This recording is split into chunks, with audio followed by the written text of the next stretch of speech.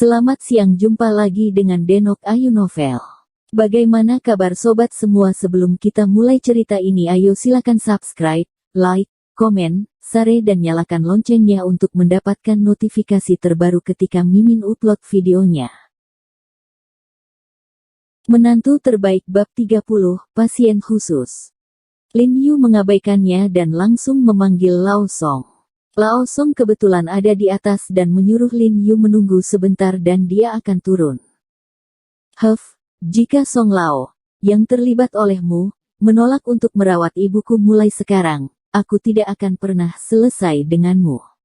Li Xiaotian berkata dengan dingin. Tidak lama setelah dia selesai berbicara, dia melihat pakaian hitam dan celana panjang hitam, seorang lelaki tua yang bersemangat berjalan keluar dari Ji Sitang. Bahkan sebelum dia mencapai depan, dia berkata kepada Lin Yu dengan gembira, "Hei, kali ini apa? Aku tidak melihatmu di sini, tapi aku berharap mati, orang tuaku." Bukan karena Pan sudah mati, dia masih ingin Lin Yu membantu cucunya. Ketika dia datang ke depan, dia menepuk bahu Lin Yu, mengangguk dan berkata, "Yah, itu lebih kuat." Melihat pemandangan ini, keluarga Li Xiaotian di samping terkejut. Dia tidak berharap Lin Yu benar-benar mengenal Dr. Song yang jenius, dan Dr. Song yang jenius sangat baik kepada Lin Yu. Li Xiaotian berpikir tentang apa yang dia katakan barusan. Dia tidak bisa menahan sedikit tersipu, dan dia merasa marah dan dibenci di dalam hatinya. Dia tidak tahu apa yang telah dilalui He Jiarong. Bagaimana dia bisa terlahir kembali hanya dalam 1 atau 2 tahun, melonjak ke langit. Jika dia tahu ini hanya terjadi kurang dari 2 bulan, dia mungkin akan pingsan karena marah. Song Lao, bukannya aku tidak mau datang, aku hanya takut orang lain tidak akan menerimanya. Lin Yu melirik ke arah dokter pria itu dengan tenang. Omong kosong, siapa yang berani tidak menyambutmu? Old Song menatap. Ketika kedua dokter melihat bahwa Song Lao sangat sopan kepada Lin Yu, wajah mereka berubah ketakutan, terutama dokter pria, yang tidak berani mengekspresikan dirinya, dan menatap Lin Yu dengan memohon. Aku bercanda, Song Lao tidak melihatnya selama beberapa hari, dia tampaknya lebih energi dari sebelumnya. Lin Yu membawa topik itu begitu dia berbalik. Faktanya, dia tidak ingin bersikap seperti dokter laki-laki itu. Dia hanya ingin memberinya pelajaran. Sebagai seorang dokter, dia baik, dan dia tidak boleh bersikap buruk terhadap pasien yang mencari pertolongan. Cepat, masuk. Siapa ini? Song Lao hanya memperhatikan orang-orang di belakang Lin Yu. Halo, dokter. Song, ini Li Xiaotian. Saya telah menghubungi Anda dengan Direktur Transfer Uang beberapa hari yang lalu. Keduanya adalah orang tua saya. Li Xiaotian buru-buru pergi untuk menyenangkan Tuan Song, berpikir bahwa Tuan Song dapat memberinya uang. Jenis wajah. Li Xiaotian. Ternyata itu Anda. Siapa yang tahu bahwa Song Lao tidak bisa menahan diri untuk tidak menjual wajahnya, tetapi wajahnya tenggelam. Dan dia berkata dengan dingin, "Saya tidak sembuh dari penyakit Anda, silakan kembali." Song Lao ingat bahwa Li Xiaotian meminta seseorang mengeluarkan uang untuk merawatnya, jadi dia sangat muak dengan pria ini.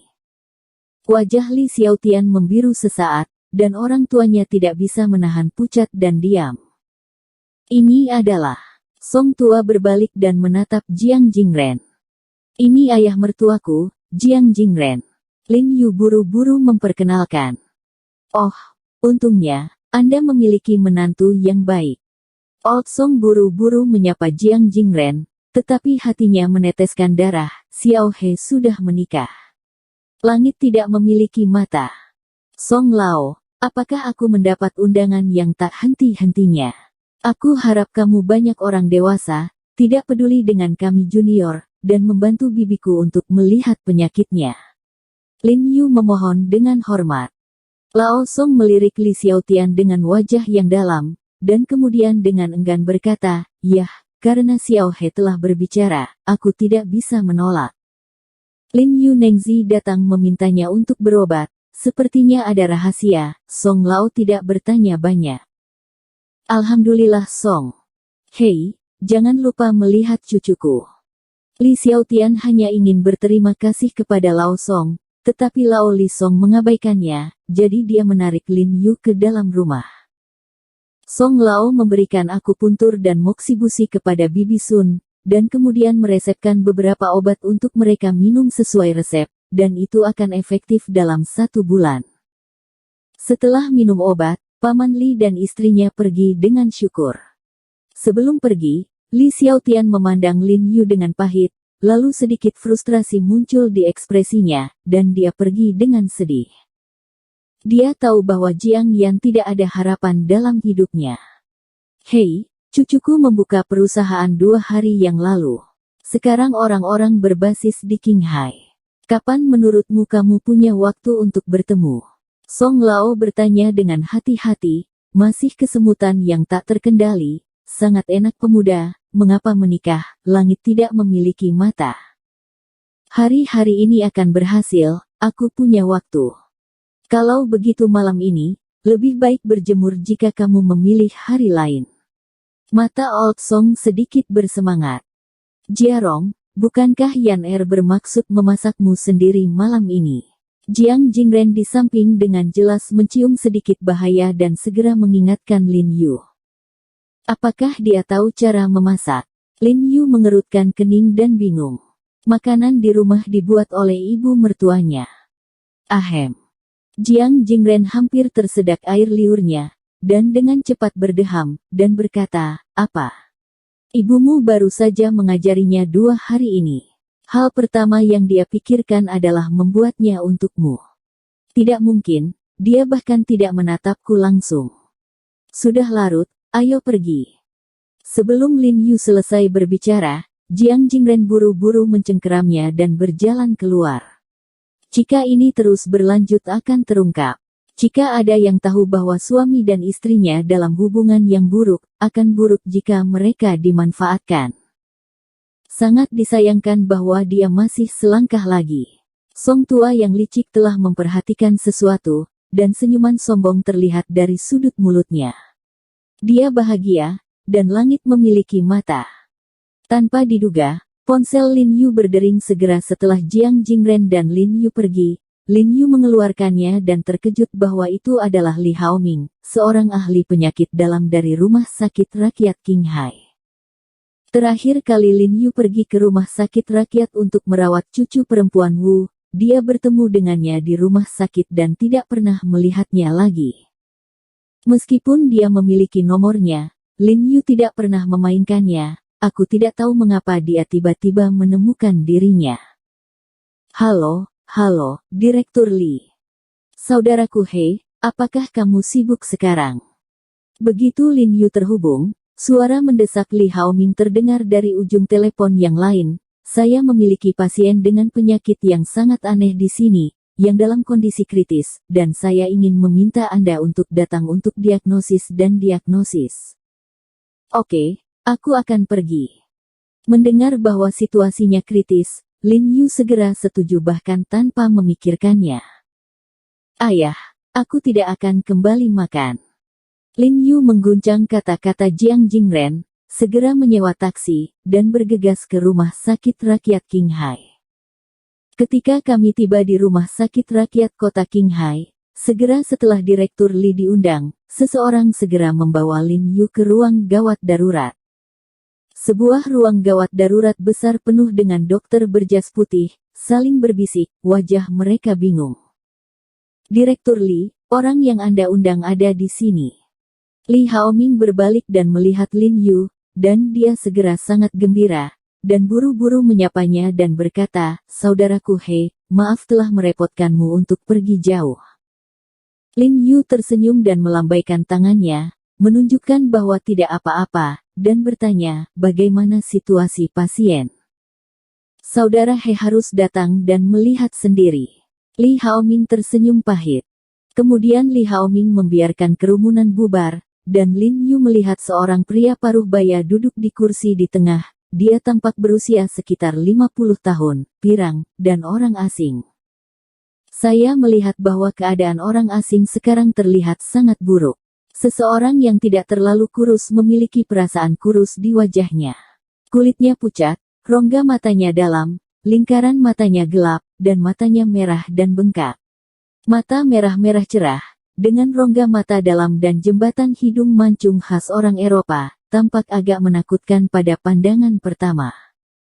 Dilihat dari coraknya, dia sekarang sangat lemah dan butuh istirahat yang baik, tapi menilai dari matanya yang terus berputar dan tubuhnya yang sedikit bergerak-gerak, dia terlihat sangat bersemangat.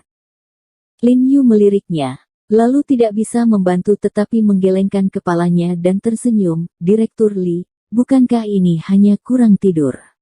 Beri dia 2 pil tidur dan tidur selama 1 hari dan 1 malam. Pasien pernah meminumnya sendiri sebelumnya, dan tidak berhasil. Setelah minum beberapa kapsul, tidak berhasil. Saya tidak memejamkan mata selama 4 hari 4 malam. Saya takut ada yang tidak beres, jadi saya datang ke rumah sakit. Direktur Li menghela napas, menggelengkan kepalanya, dan melanjutkan, saya datang ke sini pagi ini. Menurut diagnosis dokter barat kami, itu adalah neurastenia. Dia diberi obat penenang. 2 suntikan telah diambil. Tidak ada efek sama sekali. Saya tidak berani mengambil suntikan lagi. Itu cukup menyakitkan. Lin Yu tersenyum tanpa daya. Kami memeriksanya beberapa kali, dan semua indikator fisiknya normal, tetapi dia tidak bisa tidur. Jika obat penenang tidak berguna, itu di luar jangkauan kemampuan pengobatan barat kami. Saya ingat bahwa Brother He ahli dalam pengobatan Tiongkok. Jadi saya memberanikan diri untuk mengundang Anda ke sini. Li Haoming agak tidak berdaya menjelaskan bahwa, sebenarnya, dia tidak yakin apakah Lin Yu dapat menyembuhkan orang asing itu, tetapi sekarang tidak ada cara lain, jadi dia harus meminta Lin Yu untuk mencobanya. Mengapa kamu tidak menemukan Elder Song dari Ji Sitang? Lin Yu bertanya-tanya. Saya menelepon Tuan Song siang ini. Tuan Song mengatakan bahwa dia dapat mengobatinya, tetapi itu membutuhkan waktu. Sudah terlambat. Orang bisa mati mendadak jika mereka tidak tidur selama 5 hari. Pasien ini dikirim kepadanya setelah 4 hari.